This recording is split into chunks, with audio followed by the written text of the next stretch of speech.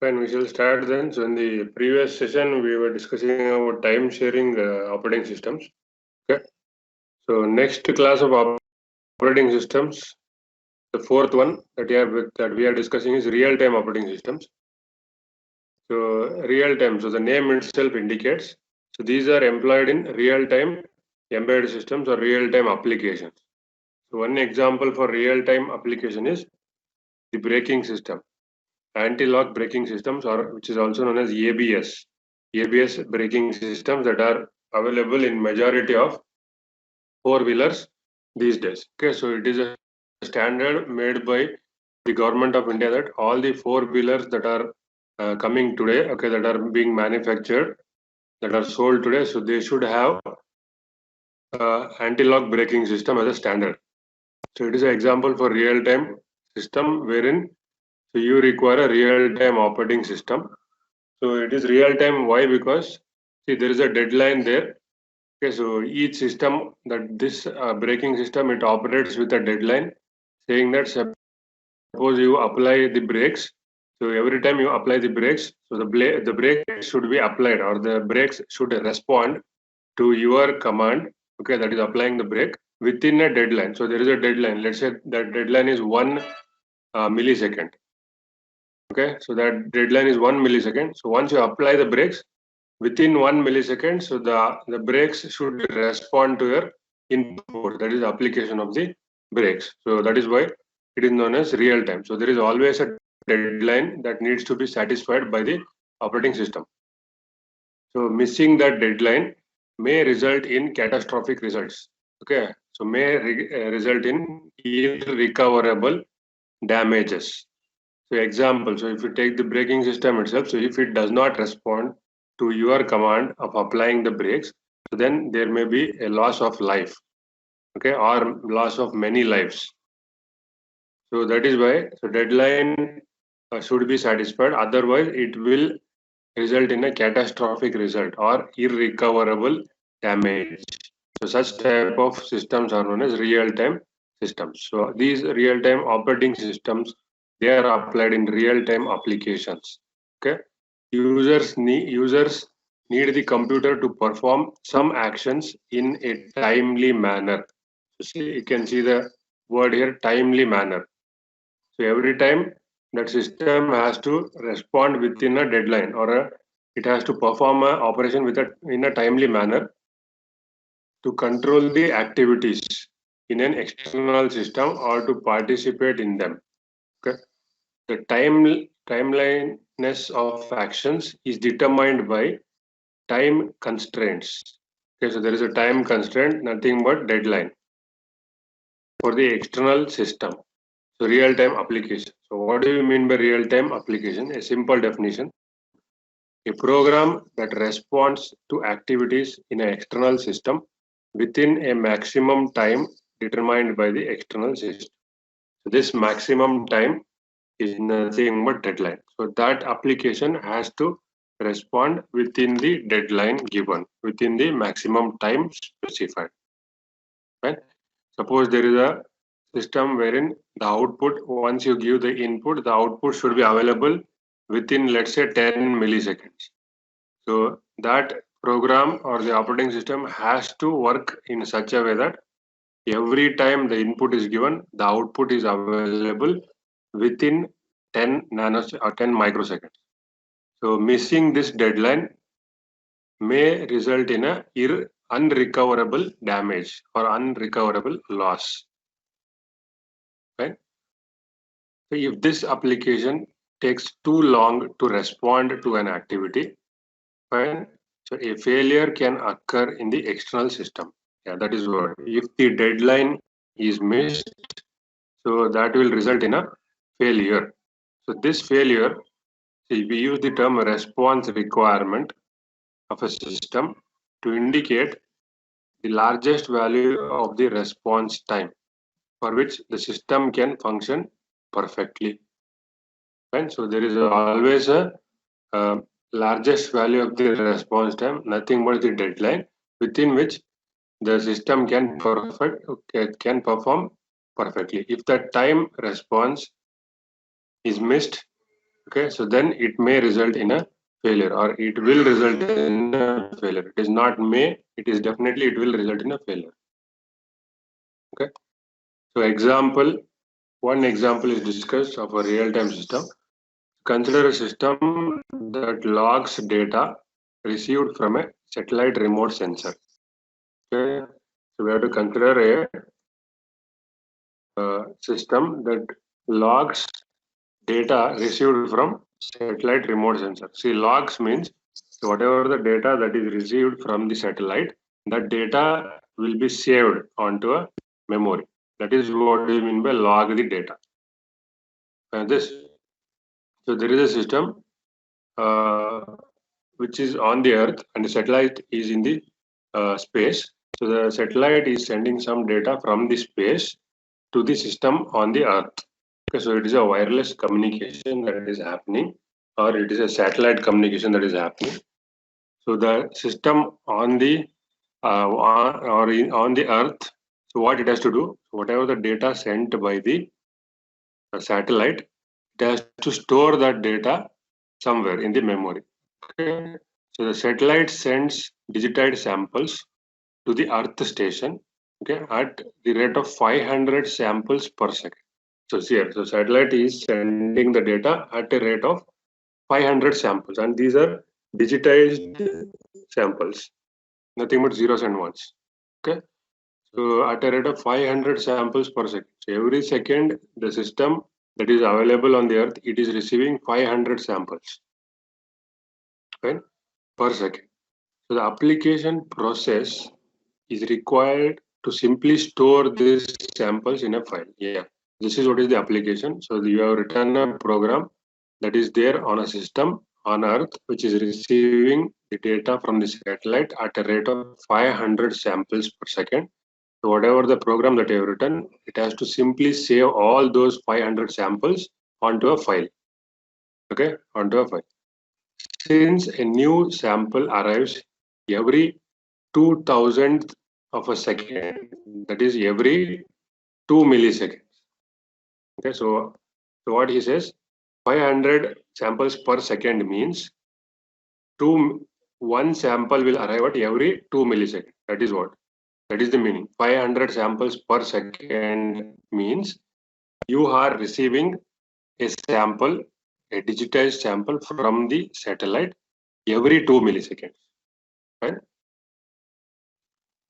That means what is the meaning of that? So 2 milliseconds is the deadline. And 2 milliseconds is the deadline. So what do you mean by deadline?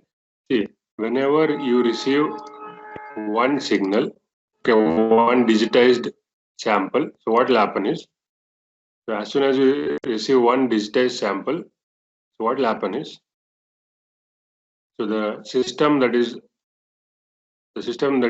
on the Earth, there is a program written on that. Okay, so this is the system on the Earth, and this is the satellite. Okay, so this is in space. This is the system on Earth. So in this system, you have written a program. Okay, so this satellite is sending wireless. The wireless is sending some samples at a rate of 500 samples per second.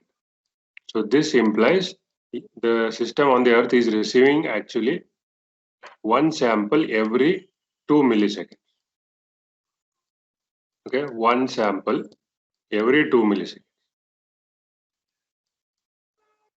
So that means 2 milliseconds is the deadline for the program that you have written to store one sample.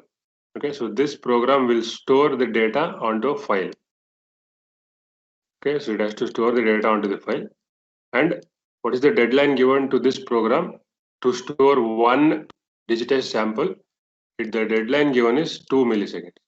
So within 2 milliseconds, it has to store that digitized data onto the file, and it should be ready for receiving the next sample. Okay, next sample. So every 2 milliseconds, it will receive the sample. Okay. So the computer must respond to every store the sample request in less than 2 milliseconds. Okay, so that is what I told. 2 milliseconds is the deadline. Within within 2 milliseconds, this program has to store the digitized sample received from the satellite onto a file, and it should be ready to receive the next sample. And this should, everything should happen within 2 milliseconds. 2 milliseconds is the maximum time. Okay, this is what you call as deadline. This is the deadline. Okay, so we shall see what will happen if this is not satisfied. To store the request, okay, or the arrival of the new sample would wipe out the previous sample in the computer's memory. So what will happen if this deadline is missed? If this program will not store the sample received by the satellite within 2 milliseconds, then what will happen is within the completion of storing this, the next sample will arrive.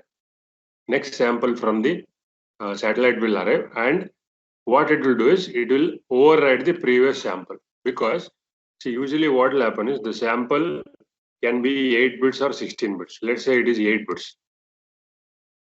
Okay, so whatever the sample that is received by the satellite, let's say each sample is of 8 bits.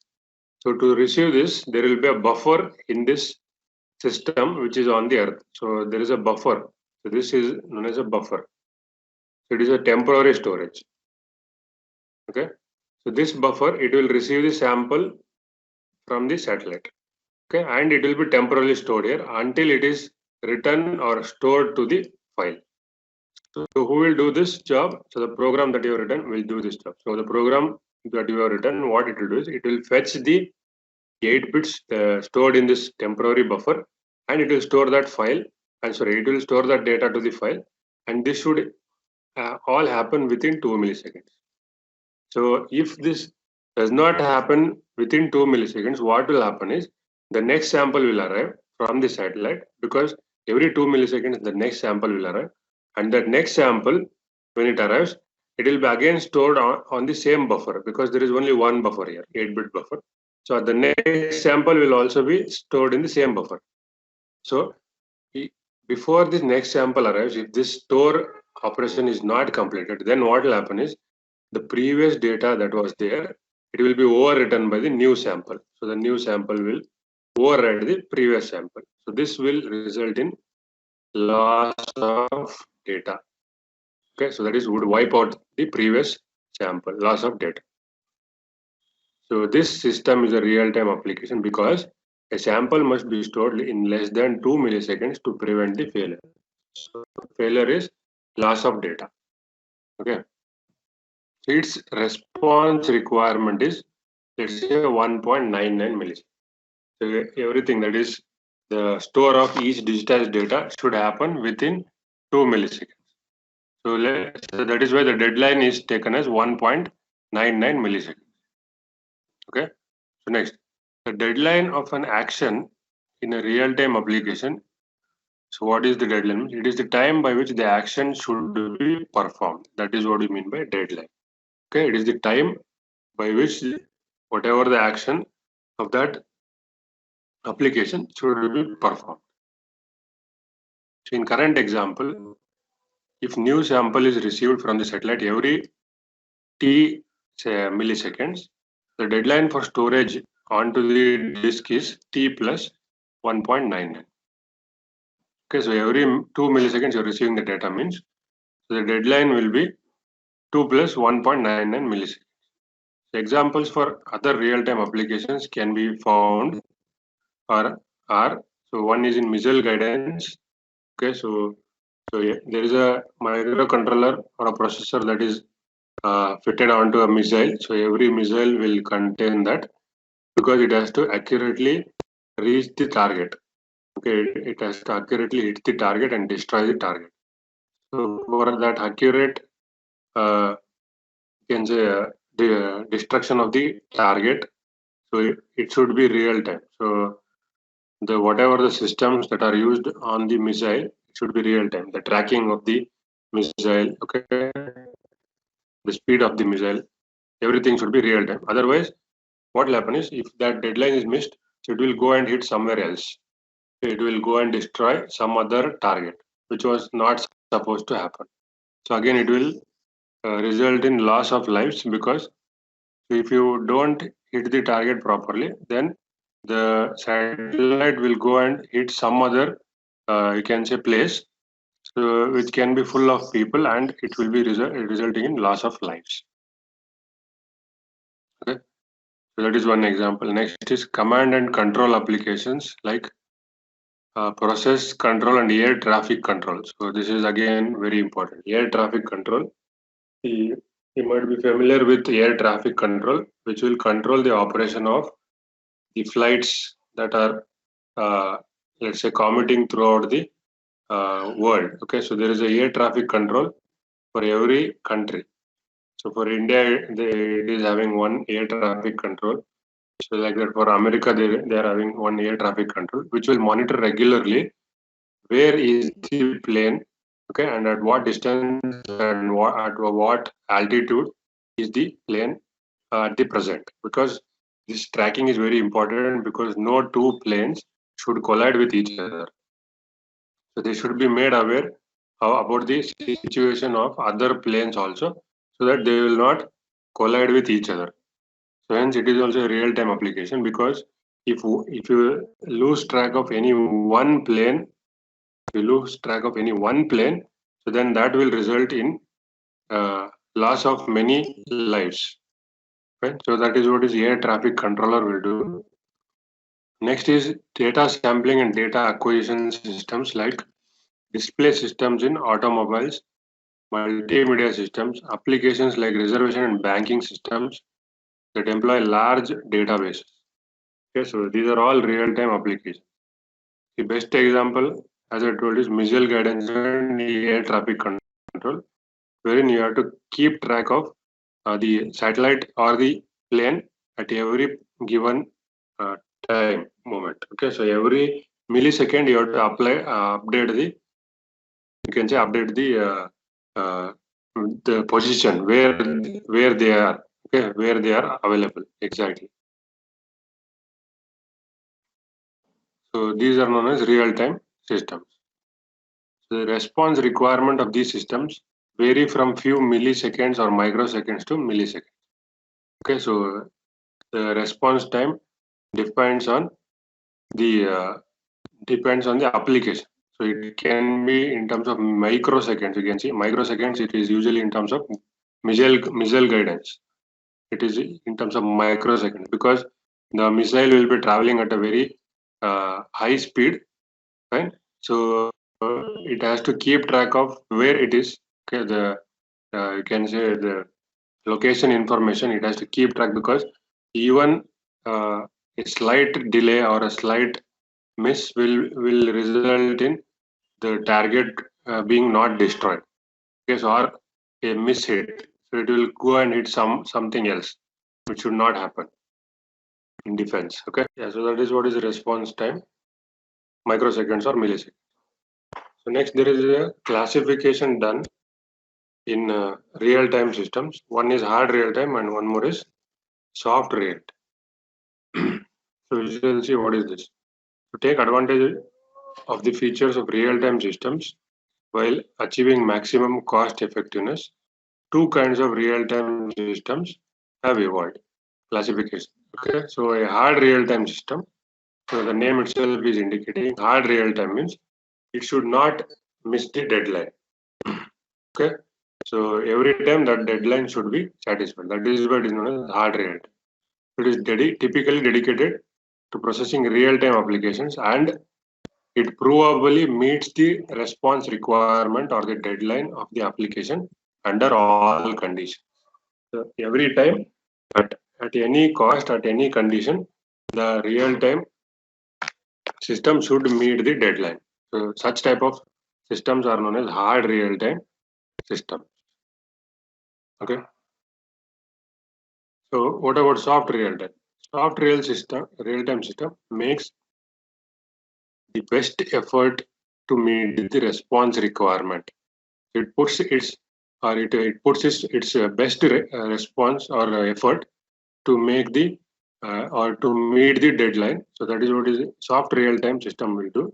But it does not guarantee that it will be able to meet the deadline at all conditions. Okay, so that is soft real-time. So soft real-time, it puts its best efforts to meet the deadline, but it does not guarantee, or it will not guarantee that it will be able to meet the deadline at all conditions. Okay, so I'll give an example for this hard real-time and soft real-time.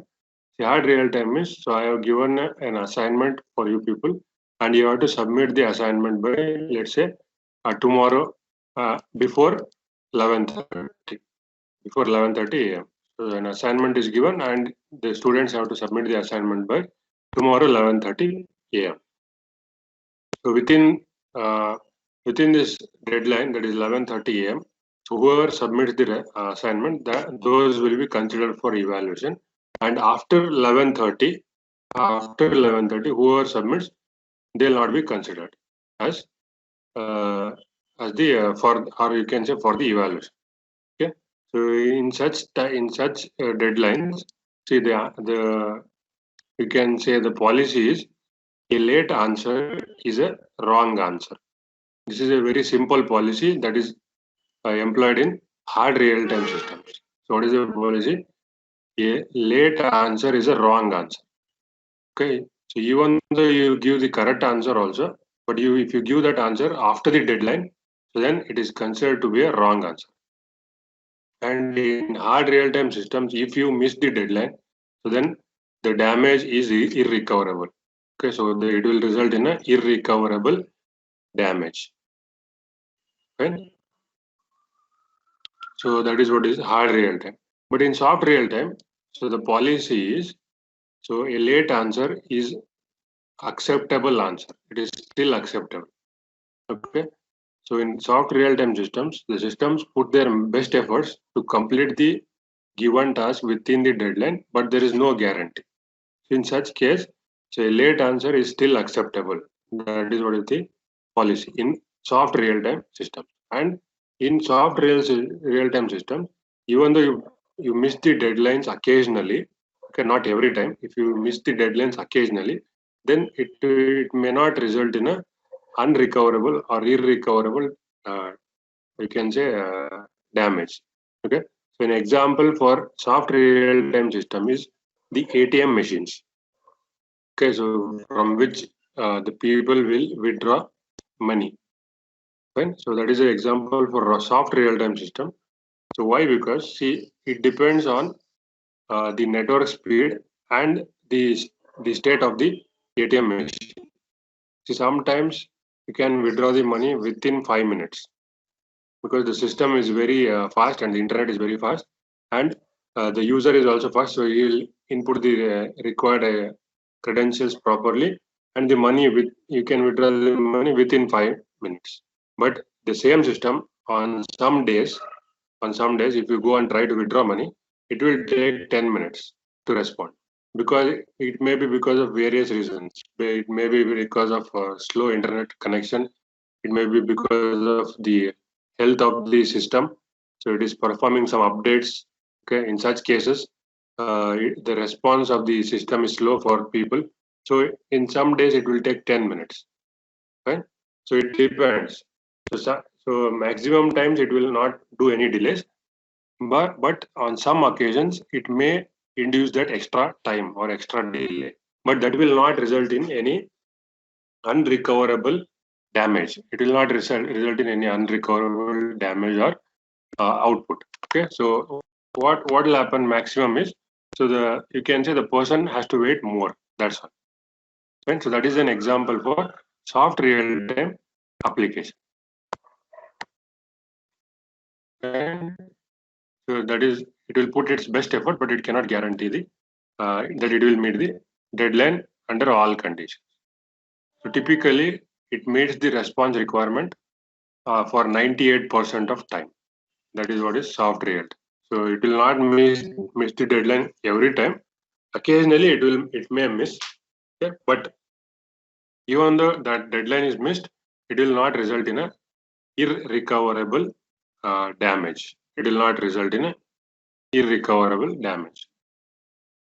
So it meets the response requirements in some probabilistic manner. That is about 98% of time.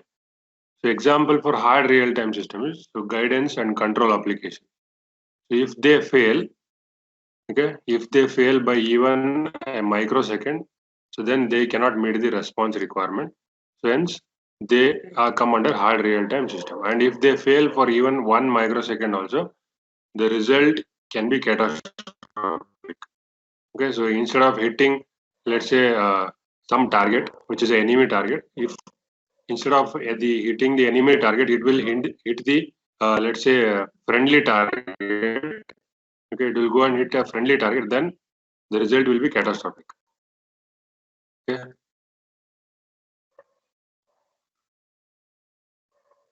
So some examples for soft real-time systems are multimedia applications and reservations and banking systems. Okay, so there might be some random delays introduced. Okay, which will increase the response time, which will make them to miss the deadline, but definitely the result will not be catastrophic. So that is, they will come under soft real-time systems. So features of real-time operating systems. So there is a table here. So just go through this table. So concurrency with an application. Okay, so concurrency means so more than one process is being employed in one application. Okay, so a programmer can indicate that some parts of an application should be executed concurrently with one another. Okay, so the OS considers execution of each such part as a process. See, till now we talked about execution of a program. Okay, so execution of a program. So usually, as the systems evolved, so then what happened was a program or application. So each program or application will have multiple executions. Okay, so each program will not have only one execution, but it will have multiple executions in form of what are known as processes. So they are known as processes or process. So process 1 here, this is process 2, and this is process 3. See, all these processes, P1, P2, P3, they belong to the same program. Okay, even though they belong to the same program, so there are 3 processes. This program is divided into 3 processes, and these 3 processes, they may be executed simultaneously. Okay, so that this execution of this particular program will be, we can say, speed up. So the execution will be faster. The execution of this program will be much faster. So that is why it is split into 3 parts known as process 1, process 2, and process 3. And you are executing all these 3 simultaneously, so that the execution of this program will become faster. Okay, that is the concept of concurrency within an application. Fine. So this was not the case with previous operating systems. But as and when the operating system evolved, this concept came in, wherein each program is executed or split into different parts, and all those parts are executed simultaneously, so that the progress of the entire program, it fastens up. It will increase. The overall execution speed increases. Okay? So that is what is the first feature of real-time operating system, because you have to meet the deadline. So how will you meet the deadline? You have to execute the program fast. So how will you execute the program faster? By splitting the program into 2 or 3 parts and executing those 2 or 3 parts simultaneously. So it will speed up the program. So next feature is process priorities. So we have already seen this process priorities are giving the priorities to each program or process. So this is also already studied in multi-programming systems, multi-programming operating system, wherein each process or program is given a priority. Based on that, the scheduling will be done. So I had given an example of the teacher, HOD, and a principal. Okay, so how their priorities vary and how they come and interrupt the lower priority program or process. So that is what is process priority. This is the second feature for which will be available in real-time operating system. With these concepts only, you can achieve the deadline. Otherwise, you cannot achieve the deadlines or the you can say the response time. Next is scheduling. So the OS uses priority-based or deadline-aware scheduling. We already are familiar with priority-based scheduling, wherein if let's say if a program is already in execution, and if a higher priority program comes, then the present program will be paused, and immediately the CPU will be assigned to the higher priority program. That is priority-based scheduling. So we are already aware of it. So next is deadline-aware scheduling. See, deadline-aware scheduling means, so as we have discussed, so in real-time applications will have deadline.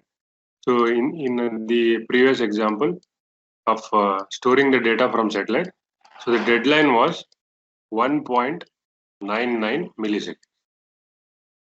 Okay, so based on this deadline, the scheduling is done. So that is what is known as deadline-aware scheduling. See, whichever process or program is having less deadline. Okay, so let's say there is one more program which is having a deadline of 1.5 milliseconds. Okay, so this program is having a deadline of 1.99 milliseconds, but this program is having a deadline of 1.5 milliseconds. In such a case, so the program with a shorter deadline, will be first scheduled. Why? Because it is having less time to complete itself. So it is given the chance first to complete. So that is what you mean by deadline aware scheduling. Okay. So next is domain specific events interrupts. See, in real time operating systems, what will happen is, see, each application demand is different.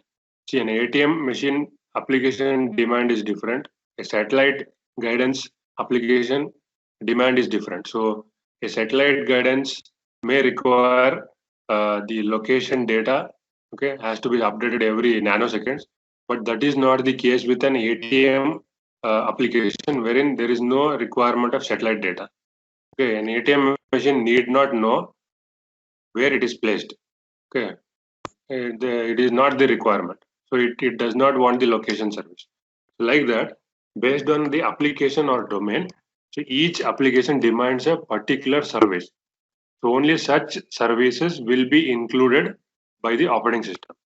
Okay, so the real-time operating system for a ATM machine is completely different from a real-time operating system for a missile guidance or a real-time operating system for a braking system. So so the real-time operating systems will be customized for every application.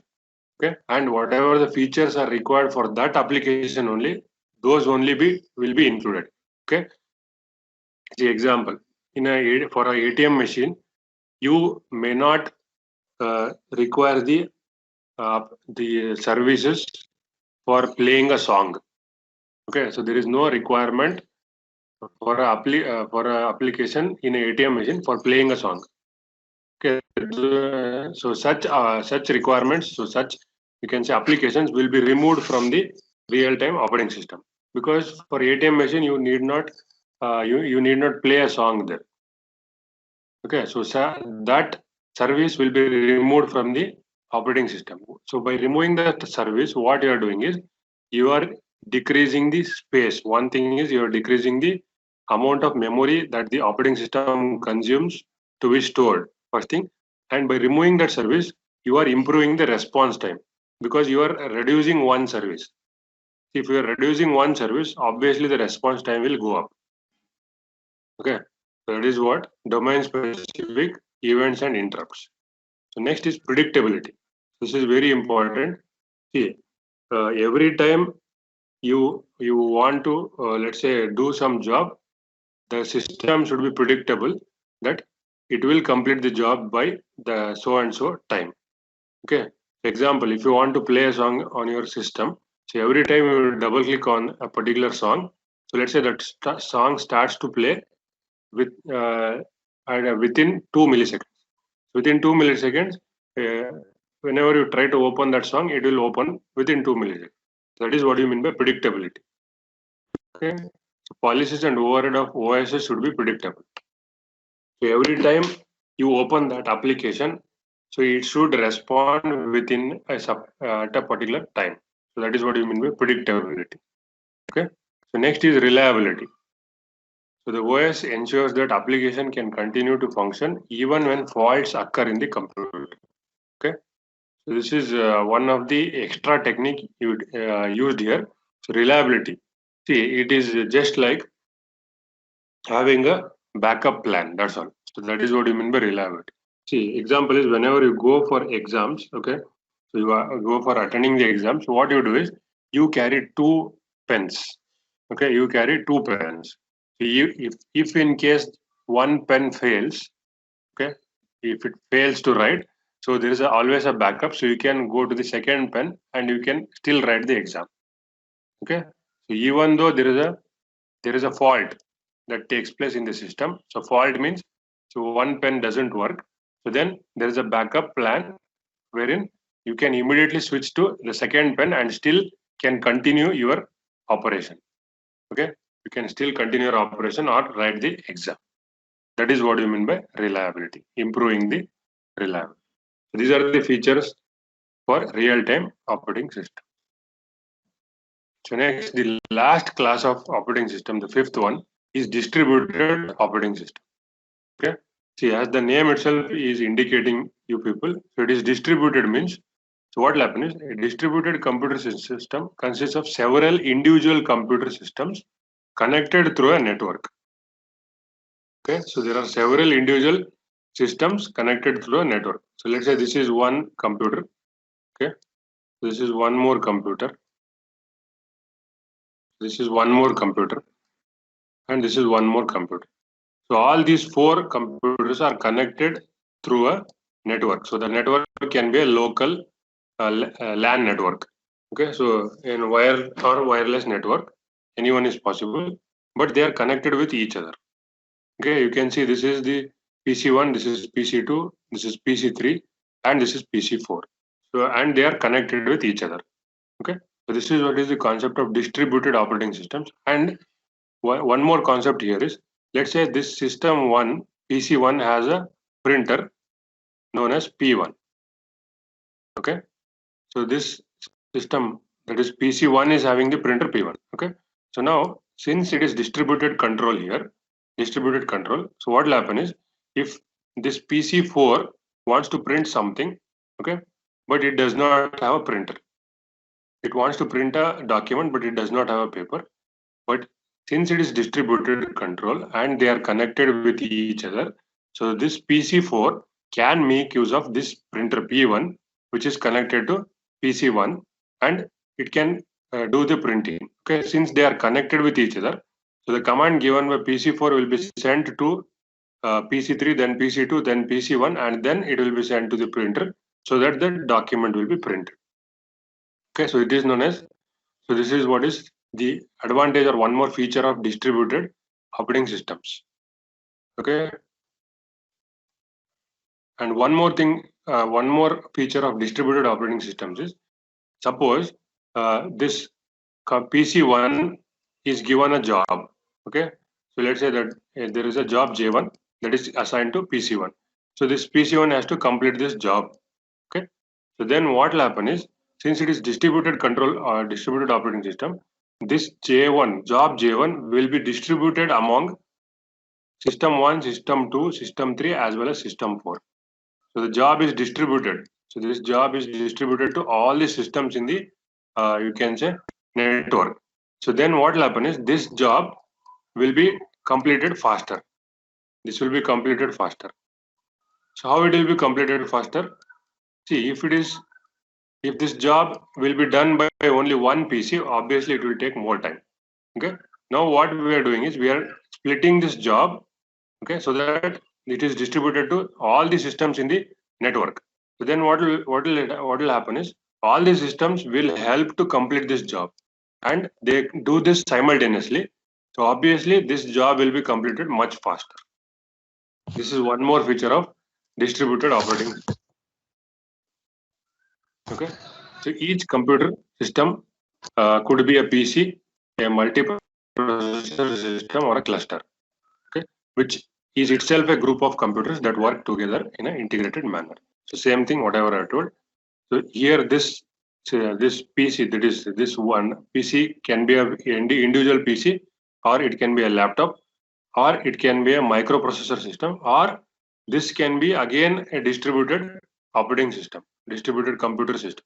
So this one system one, or let's say this system 4, it may again have 2 or 3 systems. So these systems are called as 4.1, 4.2, and 4.3. So what is this? So 4.1, 4.2, 4.3. So system 4 is again nothing but it's a distributed system. So which has 3 systems again. So 1, 2, 3, like that. Okay, so that is what he says. So thus many resources of a kind, example many memories, CPUs and IO devices exist in the distributed operating system or distributed system. That is correct. See why? Because see there are 4 systems here, and this fourth one is having again 3 systems. So totally there are 1, 2, 3, 4, 5, 6, 6 systems in here in this particular network, in this particular distributed system, and each system may have a CPU, right? So this will have one CPU, this will have one CPU, this will have one CPU, and this will also have one CPU, and these two will have again one CPU. So totally 6 CPUs, 6 separate memories, okay, 6 separate IO devices like printers will may be existing. Okay, so distributing operating system exploits this multiplicity of resources. So this operating system exploits this property. And what will happen is the presence of a network to provide benefits summarized in the following table. Okay, so what are the benefits? So first thing is resource sharing. I explained that. So this printer which is connected to the first PC can be shared by the second PC as well as the third PC as well as the fourth PC. So that is what is resource sharing, and this will happen through a local area network or a wide area network. So anything is possible. Okay. So next is distributed operating system also provides high reliability. So how this reliability is provided? See, just now we talked about the backup plan here, correct? So if one pen fails to write, so you are having one more pen to use so that you can write the exam. Same thing will happen in distributed systems also. Okay. So what will happen is if let's say system 4, if system 4 fails and it is doing some job, let's say the job is J2, okay, job is J2, and if the system 4 fails, then what will happen? There is always a backup plan. So that job J2 will be redirected to system 3. So even though 4 has failed, the same job will be taken care by system 3 because there are extra systems here in distributed systems. Okay, so same job will continue on system 3. In the meanwhile, a system administrator will come and repair this system 4. It is having some problem because it has failed. So some repair work can be done on this system 4. Okay. In the meanwhile, the operation will not be stopped. So the same operation will be taken care by system 3 or system 2 or system 1. So this is the second, you can say, advantage of distributed control. Okay, reliability, increased reliability. Okay, so here, if a path to a resource fails, it can utilize another path to the resource. Right. So next advantage is computational speed up. So that I discussed. Okay, so one job will be split into multiple jobs so that simultaneously it can be executed by all the systems in the distributed systems, and it can be completed much faster. That is what is computational speed up. So same thing is discussed in the table. So one is resource sharing, next is reliability, speed up computational, and then communication. Users can communicate among themselves irrespective of their locations in the system. Okay, so this you already know, uh, using internet or through internet. So a person sitting in one country can communicate with another person who is sitting somewhere in the world. Okay, so one person is sitting in UK and one person is in India. They can still communicate. They can still do video calls. Okay, they can do voice chats. They can do simple chats, text chats also. This is possible. Okay, so communication. Why? Because they are connected. As I told, this connection can be wired or wireless. So this can be LAN or a Wi-Fi network. Okay, so that is available and it is optional. Okay, So next is special techniques of distributed operating system. What are the some techniques that are employed by the distributed operating systems? Okay, so for this you can directly refer this table. Distributed control. So a control function is performed through participation of several nodes, possibly all nodes in distributed system. So that is what splitting this job. So a job is given to PC1. So PC1 what it will do is it will distribute the job to all the systems in the network, so that all will work towards the completion of that that particular job, and it will be completed at a much faster rate. So that is what is distributed control. Next is transparency. What do you mean by transparency? Is this printer which is connected to PC1. Okay, it is transparent to all the systems. So this is transparent to system 2, it is transparent to system 3, and this printer is transparent to system 4 also. See, transparent means that resource can be available to, or it is available to all the systems that are in the distributed system network. Okay, in the network, whichever systems are there, it can make use of the resources, and it is transparent. Okay, there is no hiding here. So that means PC1 cannot hide the printer, saying that this printer is mine. No one, no other can use this printer. That is not there. Transparency is there. Okay. So this any resource available with any system is visible to all other systems in the distributed network of systems. Next is remote procedure call. So a process calls the procedure that is located in different computer systems. So what do you mean by that is the example. Suppose system 4, this system, it has, let's say, the Word application. It has the Word application, okay? But system 1, it does not have the Word application. It does not have Word. Yeah, getting the concept? So Microsoft Word. So Microsoft Word is available in system 4, but it is not available in system 1. So now there is a job given to system 1, which involves Word application. So it will involve some data processing or text processing application using Word. It has to open this Word, but it does not have this application. Then what it will have is, what it will do is system 1 will invoke this application, this Word application, which is in system 4 using what is known as remote procedure call. Okay, using this function or option, it will do this job. Okay, so remotely it will open this application, Word application, which is not there in this system, but it is there in another system in the same network, in the same distributed network. So this process is known as remote procedure call. So some application or some program is there in another system, and that program or application will be invoked, or it will be called by a system, by another system, but it is there in the same network.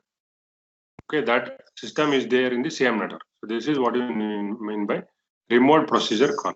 So it is analogous to procedure or function call in a programming language, except that the OS passes parameters to remote procedure over the program and returns the results. Okay, so it is not calling any function within the same system, but it is calling a function or a program that is available in some other system, but that system in this is available in the same network. Okay, that is what I mean by remote procedure call. That's all. Okay, this is about the distributed operating systems. Fine. So there are some recommended questions here. You can go through that.